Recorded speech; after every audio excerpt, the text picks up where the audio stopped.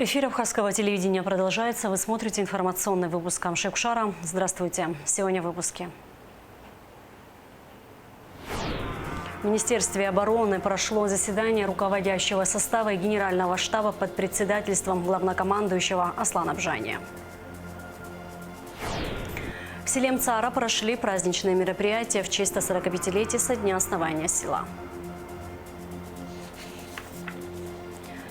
4 спектакля покажет Питерский театр в рамках гастролей в Абхазию.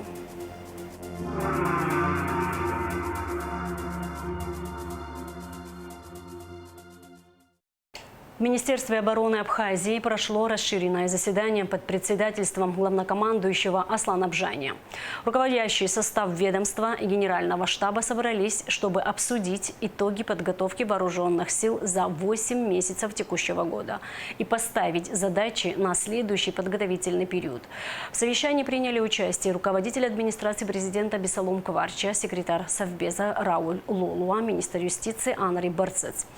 С основным докладом о проделанной работе выступил министр обороны Владимир Анва. Перед ведомством стояли такие задачи, как совершенствование развития вооруженных сил, международное военное сотрудничество с Минобороны России и другими дружественными государствами. Министр обратил внимание, что за последние 4 года военный бюджет ведомства увеличился в 2 раза. Благодаря руководству страны улучшилось материально-техническое обеспечение ведомства. Была закуплена новая техника, медицинские принадлежности и многое другое. Участники встречи говорили о необходимости укрепления обороноспособности страны в свете военно-политической ситуации в мире. На заседании выступил президент Аслан Бжания. Я бы хотел сегодня с вами обсудить новости последнего времени. Наверное, знаете о том, что пришел соответствующий документ из Российской Федерации о приостановлении финансирования определенным категориям бюджетников. В связи с чем такой документ появился и что является условием для того, чтобы финансирование было продолжено. Почему так получилось? А это касается всех бюджетников, в том числе Министерства обороны коснется. В договоре от 2014 года, от ноября, 24 ноября 2014 года прописано, что мы вместе с Российской Федерацией создаем общую территорию обороны и безопасности, общую территорию социально-экономического развития, что предполагает гармонизацию наших законодательств. Проводим эту работу уже более 10 лет. Или скоро будет, в ноябре будет 10 лет. Это обязательства сторон, они закреплены подписями президента Путина и президента Хаджимба. Я, кстати, считаю, что этот договор был правильный, своевременный, и обязательства, которые заложены в этом договоре, должны быть выполнены. Вот когда речь пошла о выполнении обязательств, возникли сложности. Вы, наверное, это хорошо помните. Объединенная военная группировка, создание и строительство новой военной базы в Ачимчирском районе. А я бы хотел спросить, сегодня мы разговор построим нетрадиционный, не верховный главнокомандующий с военнослужащими, а вот гражданин с гражданином. Нам нужна была дополнительная военная база в селе Меркула Ачимчирского района, которая финансировалась в Российской Федерации. Или не нужна была бы? Как вы думаете? Нужна. Нужна, да? Нужна. Ну, у кого, спрашивать, если не у вас? По какой причине это не состоялось? Это была ошибка, которую мы допустили в тот период. Видите ли, из-за позиции отдельных политиков, недальновидных, деструктивно настроенных, эта история у нас не состоялась. Расширенный репортаж с заседания руководящего состава Минобороны и Генерального штаба смотрите в нашей сегодняшней программе. Жители Мцары отметили 145-летие со дня основания села. В честь знаменательной даты здесь прошли праздничные мероприятия, в которых принял участие президент Аслан Бжания. Глава государства возложил цветы к мемориалу выходцев из Мцары, погибших в годы Великой Отечественной войны и Отечественной войны народа Абхазии, и посетил отреставрированную после капитального ремонта Мцарскую школу. Все подробности в репортаже Лауры Капш. Глава государства, члены правительства, депутаты, руководство Гудаутского района и общественность возложили цветы к мемориалу выходцев из Мцары, погибших в годы Великой Отечественной войны и Отечественной войны народа Абхазии. Затем президент Аслан Бжаня посетил отреставрированную после капитального ремонта Мцарскую школу. Глава государства поинтересовался, есть ли все необходимое для комфортного обучения школьников. Мцара – первое армянское село в Абхазии. В конце 19 века амшенские армяне, спасаясь от турецкого геноцида, обрели здесь вторую родину. В 1879 году в начале осени две группы амшенских армян на 2 кораблях прибыли на территорию Абхазии. Мцара на тот момент была покинута абхазами после Кавказской войны, так как абхазы сами подверглись гонениям. И жители Аци и других близлежащих сел с пониманием отнеслись к армянам. Их народ постигла такая же участь. Сегодня в Мцаре проживают около 300 человек. Можно сказать, что это село является колыбелью амшенских армян. В честь 145-летия жители села Мцара устроили праздничное мероприятие. Выступая с поздравительной речью, Аслан Бжаня отметил, что новейшая история села Мцара – это история проявления наилучших человеческих качеств, присущих абхазскому и армянскому народам. Уважаемые жители села Мцара, дорогие друзья, от всей души поздравляю вас со знаменательной датой 145-летием со дня основания первого в Абхазии армянского села. Новейшая история села Мцара – это история проявления наилучших человеческих качеств, присущих нашим народам. Много лет назад село Мцара стало местом спасения для амшенских армян. Абхазия стала их новым домом, где можно созидать, растить детей без опасения за свое происхождение, язык и вероисповедание. Благодаря трудолюбию новых поселенцев и их мирному соседству с абхазами Мцара активно развивалась. Армянская община Абхазии вносит существенный вклад в развитие нашей общей Родины. Мужество и героизм бойцов армянского батальона имени маршала Баграмяна, проявленные в Отечественной войне народа Абхазии, служат ярким примером служения Абхазии. Сегодня мы вместе строим независимую, свободную республику Абхазия, и наша государственность стоит на надежном фундаменте взаимного уважения и взаимопомощи. Именно в этом заключен смысл сегодняшнего торжества. Пусть живет и развивается Мцара. Счастья, благополучия и долгих лет жизни всем ее жителям, всем достойным сынам и дочерям Апсны. С праздником, дорогие мцарцы! Мцара – это особое место, являющееся неотъемлемой частью истории и культуры не только армянской общины, но и всей Абхазии. 15 лет назад, посетив 130-летие села, Сергей Васильевич Багаев сказал очень верные и важные слова, что главное для всех нас – это дети и школы. В этой связи символично, что сегодня мы посетили Мцарскую школу, в которой силами армянской общины был произведен ремонт. Пусть таких событий в вашем селе с каждым годом будет все больше. Пусть каждый новый день приносит вашим семьям мир, благополучие и процветание. Желаю вашему селу развития, а каждому жителю здоровья, счастья и светлого будущего. Дорогие сельчане, еще раз всех с праздником. Разрешите мне от имени администрации Гудаутского района, от собрания, от всех жителей поздравить вас с 145-летием.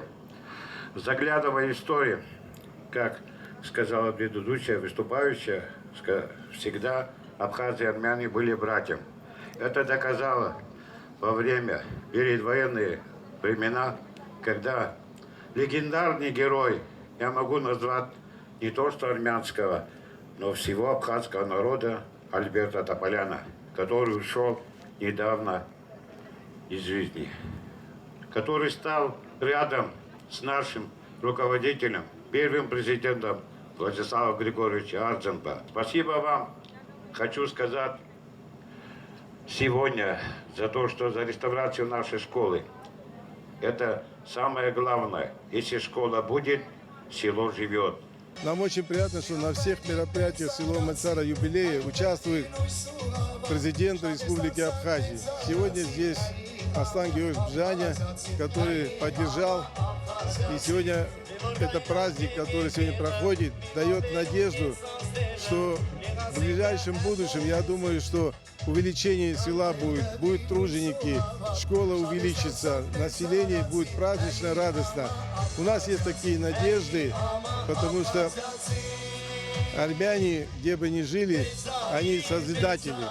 И они делают все для того, чтобы благо Абхазии, чтобы Абхазия процветала. МЦАРа – пример абхазской дружбы и истинного братства. С тех памятных времен прошло почти 1,5 столетия, но историю зарождения села помнит каждая амшенская семья. Из поколения в поколение мы передаем благодарную память, отметил председатель армянской общины Алик Минасян. Сегодня каждый из нас гордо называет Апсны родиной и вносит посильный вклад в ее развитие и становление. Заветы наших старших верой и правдой служить этой земле для нас святы, и мы будем им верны всегда. Сложный для нашей республики период, когда решался вопрос, быть или не быть Абхазии, амшенцы встали рядом с абхазами в борьбе за свободу. Более 200 из них отдали жизни во имя независимости Апсны. Отечество по достоинству оценило вклад армян в победу. Многие награждены орденами и медалями. Более 20 защитников присвоена высшая награда – звание Героя Абхазии. В рамках праздничных мероприятий сегодня была открыта сельская школа после капитального ремонта. Знаем, что государство уделяет пристальное внимание системе образования, но и мы, как общественная организация, оказываем и намерены в дальнейшем оказывать посильную помощь нашим образовательным учреждениям. От души поздравляю всех жителей в лице президента страны за то, что вы живы, здоровы, управляемы, цените эту страну, живете в дружбе и братстве с народом, населяющим Абхазию, особенно с абхазским народом, за то, что вы исполняете кровно, полностью, по-человечески Конституцию этой республики и Российской Федерации. Я возглавляю ветеранскую организацию сухопутных войск, 495 генералов и офицеров. Я им доложил, что еду в Абхазию. Там очень интересная организация есть, 145-я годовщина. И от них полностью передаю вам большой армейский привет и наилучшие пожелания вам. Я благодарю вас за то, что вы есть. Президенту страны большую благодарность за человеческое, порядочное, культурное, целенаправленное отношение ко всему населению Абхазии, ну и армян тоже, которые являются составной частью Абхазии. Здоровья, благополучия и успехов вам! В честь знаменательной даты был организован праздничный концерт. Жители села МЦАРа продемонстрировали танцевальное искусство армянского народа и не только.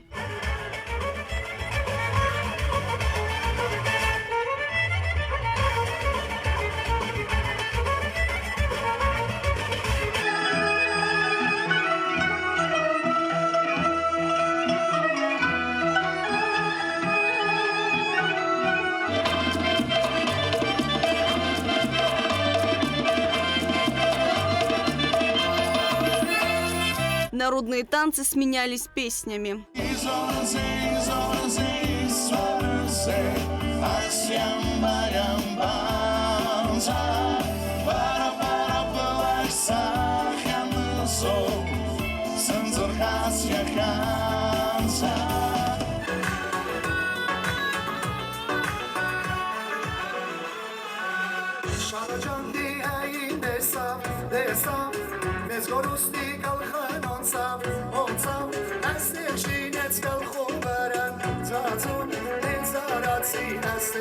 Одним словом, мцарцы устроили настоящий незабываемый праздник, наполненный национальным духом и душевным теплом. Лаура Капш, Сергей Каджая, Дамир Гонджуа, Абхазское телевидение. Министр иностранных дел Абхазии Сергей Шамба встретился с заместителем министра иностранных дел Приднестровской Молдавской Республики Александром Статюком, главой официального представительства ПМР в Республике Абхазия Гарри Купалбой, начальником управления по обеспечению работы загранучреждений, финансам МИД Приднестровской Молдавской Республики Ириной Молчановой. Как сообщает пресс-служба МИД, в ходе беседы были затронуты некоторые аспекты межгосударственного сотрудничества, а также подтверждена готовность к продолжению совместной работы в целях непрерывного повышения уровня отношений между Абхазией и Приднестровьем. Абхазия и Россия подписали план сотрудничества в области культуры на 2025 год. Подписание документа прошло на площадке Международного культурного форума, который проходит в эти дни в Санкт-Петербурге. Документ подписали в Рио министра культуры Абхазии Динара Смыр и министр культуры Российской Федерации Ольга Любимова. План предполагает дальнейшее обменное сотрудничество в области изобразительного и сценического искусства, кинематографии, библиотечного и музейного дела, декоративно-прикладного и театрального искусства народных промыслов. Делегация Сухума принимает участие в праздновании Дни города Луганска, который отмечается 14 сентября. 13 октября во Дворце культуры имени Ленина состоялось торжественное мероприятие. Жителей и гостей города поздравила глава Луганска Яна Пащенко. Также был организован торжественный прием делегаций, приехавших на празднование Дня города. В Абхазию с гастролями приехали актеры известного петербургского театра «Балтийский дом». В течение 3 дней театр представит абхазским зрителям 4 спектакля по произведению русской, советской и западной литературы, включая спектакль для маленьких зрителей. Российские актеры и гендиректор Русдрама Иракли Хиндба рассказали журналистам о предстоящих спектаклях. Репортаж Гугу Цавардания. Государственный русский драматический театр не только выезжает на большие гастроли, выступая на лучших театральных подмостках России, но и с теплом принимает гостей у себя. Ежегодные спектакли российских театров на сцене Русдрама уже стали доброй традицией. На этот раз в Абхазию приехал театр-фестиваль «Балтийский дом». Мы с театром «Балтийский дом» уже давно дружим.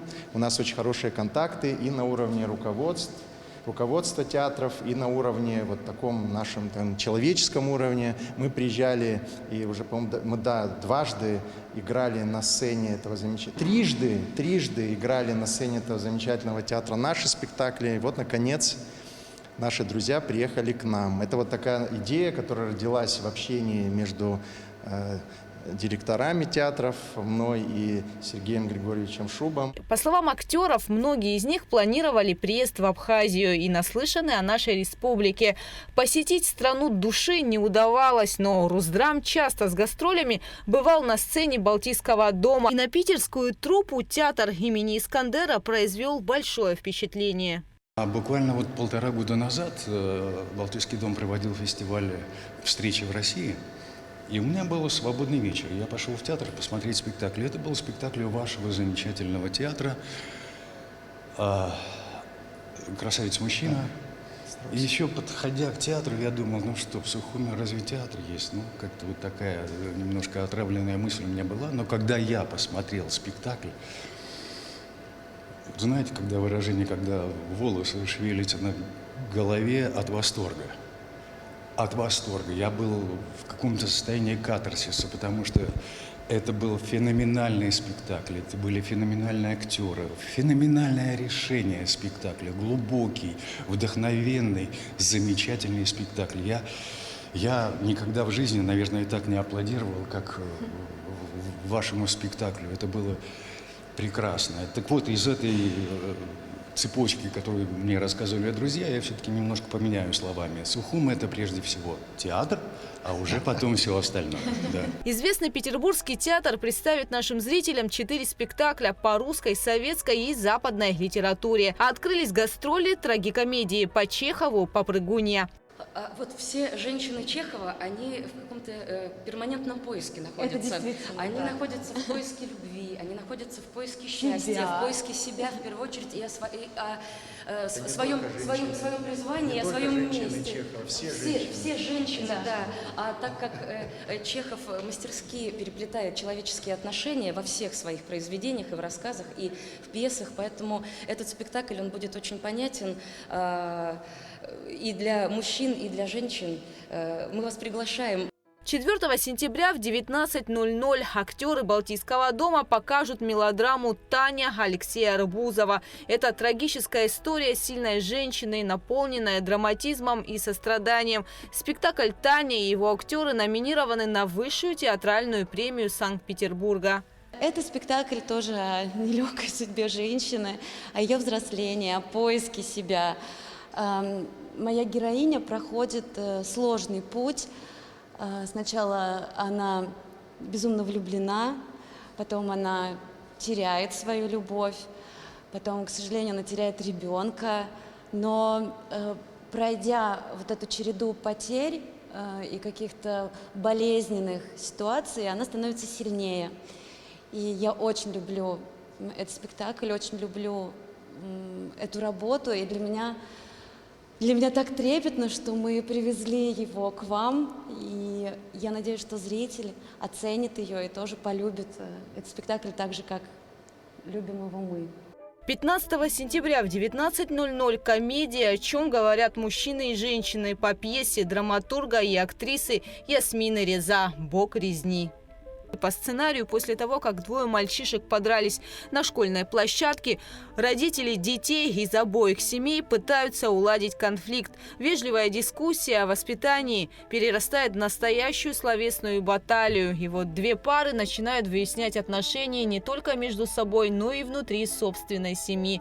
Порадует Балтийский дом и маленьких зрителей. 15 сентября в 12:00 труппа Питерского театра покажет детский спектакль «Приключения мамы Му и ее друзей». И спектакль для детей «Приключения мамы Му и ее друзей». Мы благодарны и нашему руководству, и вашему руководству, что мы не забываем молодое поколение, что хороший вкус воспитывается с детства, что мы занимаемся молодым поколением с самого раннего возраста. Это приятный, добрый спектакль, на него можно будет прийти со всей семьей. Спектакли Балтийского дома в Сухуме пройдут в рамках зарубежного направления программы «Большие гастроли», организованные Росконцертом согласно всероссийскому гастрольно-концертному плану Министерства культуры. С 2017 года Русдрам – полноправный участник этой программы, благодаря чему искандеровцы побывали со своими спектаклями во многих российских городах.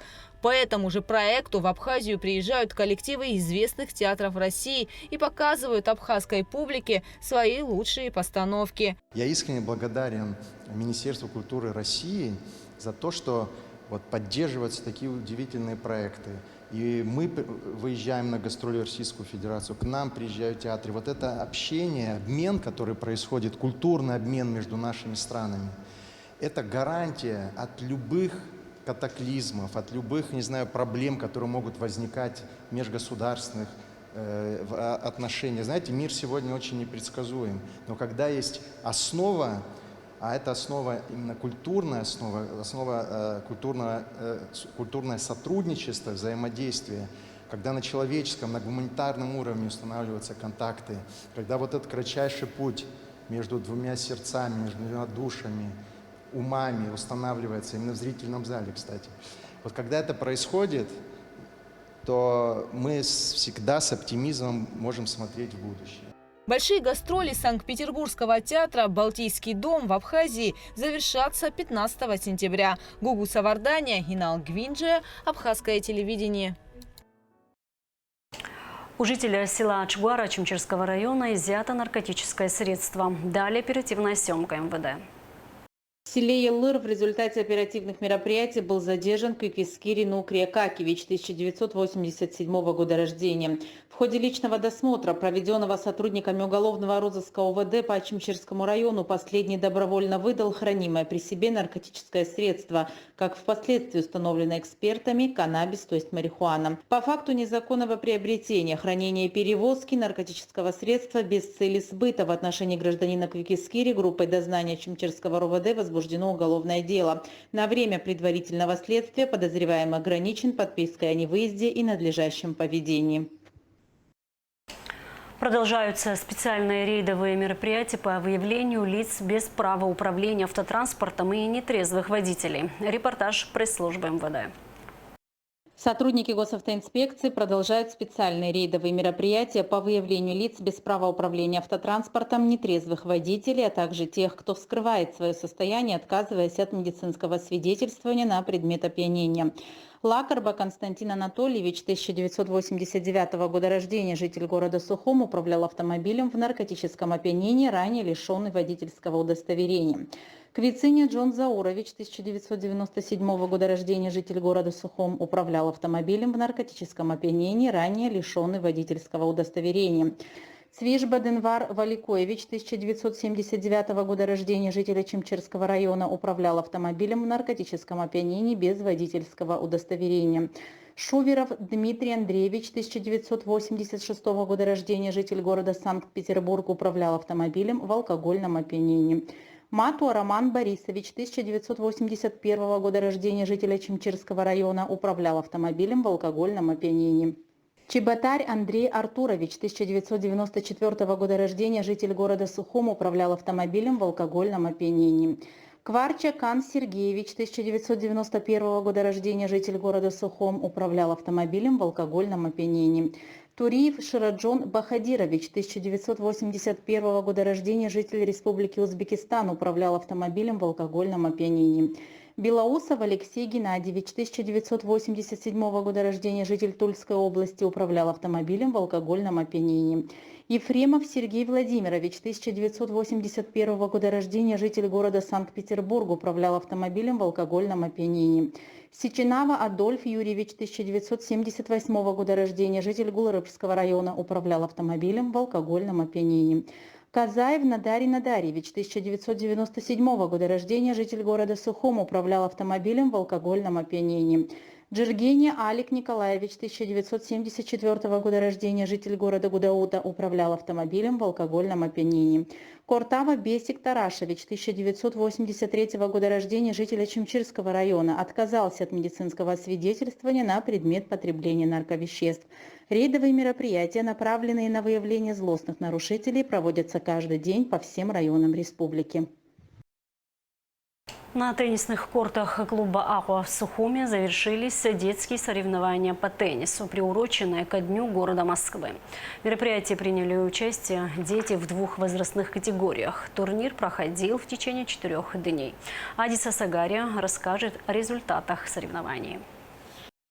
Мероприятие, организованное командой Дома Москвы в Сухуме, изначально проводилось в рамках празднования Дня защиты детей. Однако в этом году турнир приурочили ко Дню города Москвы. Мы провели детские соревнования по большому теннису, которые были приурочены к празднованию Дня Москвы в рамках комплекса мероприятий, посвященных этому городу. В очередной раз мы пригласили судью с большим опытом проведения международных соревнований. Турнир проводился в 2 возрастных категориях от 8 до 10 лет и с 10 до 13 лет. Мальчики и девочки соревновались отдельно. Также были предусмотрены соревнования в смешанных парах. За ходом турнира следил судья всероссийской категории Андрей Гарибян. Я 2-й раз уже сюда приезжаю. По сравнению с прошлым разом, где участников стало намного больше.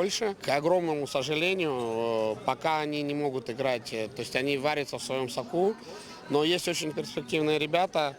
Я очень советую ребятам из Республики Абхазия вступать в ряды российского теннисного тура, потому что в России очень много турниров.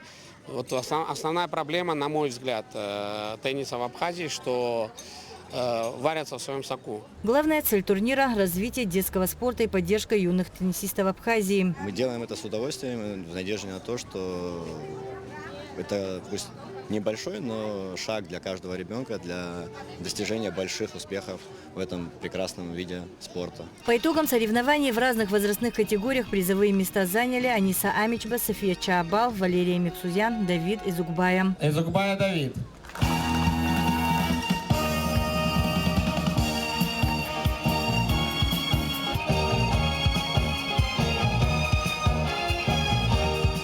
Первые места заняли София Тарба и Сабрина Анба. Победители и призеры турнира были награждены кубками, медалями и грамотами.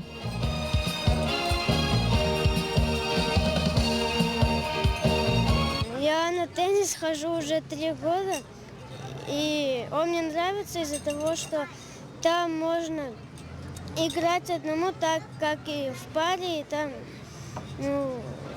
находишь новых друзей. Я играл в этом турнире раз 6 и 2 раза проиграл.